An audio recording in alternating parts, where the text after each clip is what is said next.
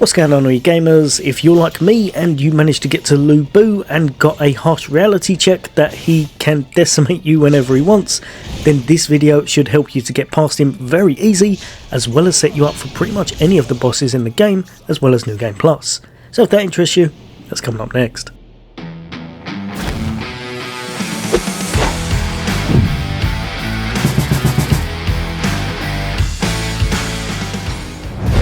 So today we're back in Wo Long, and you're probably stuck at Lu Bu if you're watching this video, because he is an absolute nightmare.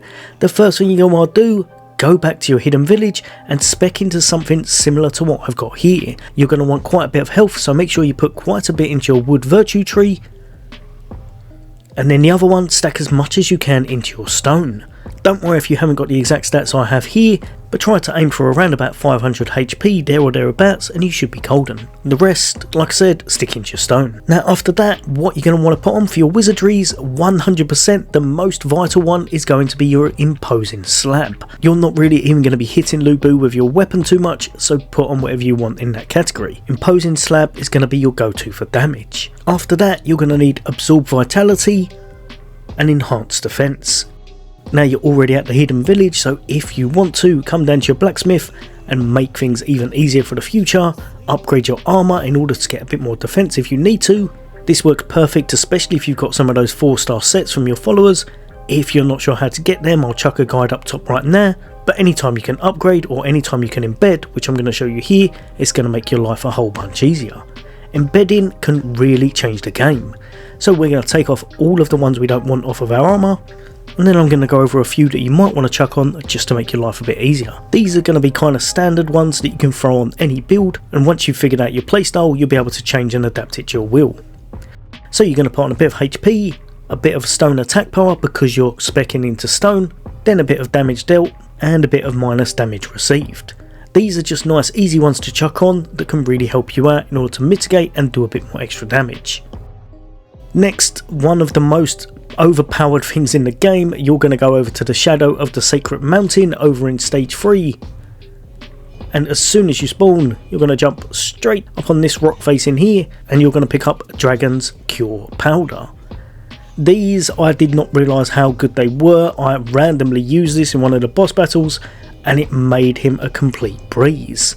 You can get up to 10 of these, so just go back to your flag, fast travel straight back here and pick up 10 in order to make any boss a lot easier. As you can see, Dragon's Cure Powder, it's only a 2-star, which is why I hadn't been using it, but trust me, this might as well be a legendary, it is that good.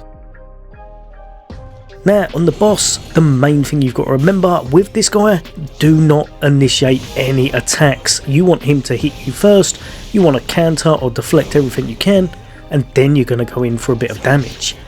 When he's on his horse, that imposing slab does a ridiculous amount of damage compared to whatever I was throwing at him with my weapon. He's going to do his unblockable, you're going to deflect it, and that's when you start to do your damage.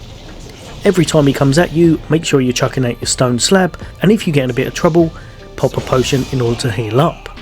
I found best staying on your potions until you dwindle down quite a bit of his health, maybe about half health or just over, and then swap over to your HP regen potions.